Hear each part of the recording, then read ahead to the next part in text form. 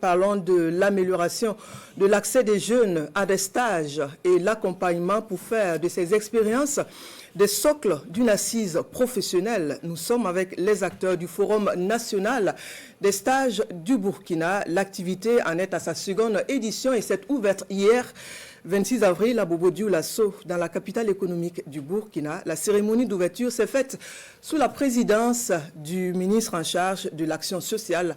Le point dans ce compte-rendu de Bourema Kane et Moumouni Baro.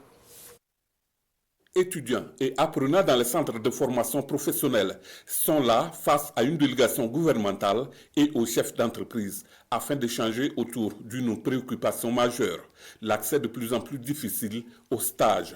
Il est donc question ici de changer la donne afin de permettre à la jeunesse qualifiée d'apporter sa part contributive au développement de la nation.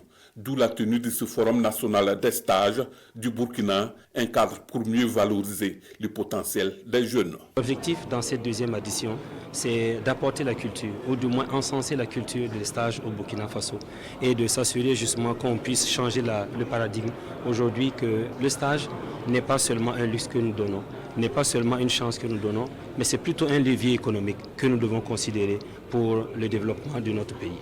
C'est une invite à ce que l'ensemble du monde des affaires puisse vraiment s'intéresser à cette donne, à pouvoir systématiser, avoir en fait un mécanisme qui permette en fait une intégration systématique des stages dans le développement de leur entreprise. Pour Mathias Traoré, ministre en charge de la fonction publique à la tête d'une délégation gouvernementale, cet événement est très capital car il répond aux attentes des plus hautes autorités du pays. Vous aurez constaté que ça rentre en droite ligne de la vision actuellement du chef de l'État.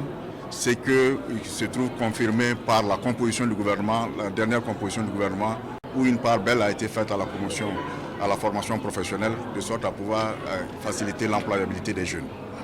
Alors, ce que nous avons pu constater ce matin en termes de mobilisation des jeunes, des étudiants et des étudiantes, ce que nous avons pu constater également en termes de mobilisation des entreprises nous disent bien qu'il y a un grand engouement autour de la thématique. Au cours de ce forum, les entreprises qui valorisent davantage les stages sont réparties avec les prix octroyés par la présidence du FASO. Et le plus grand prix est revenu à une entreprise de téléphonie de la place.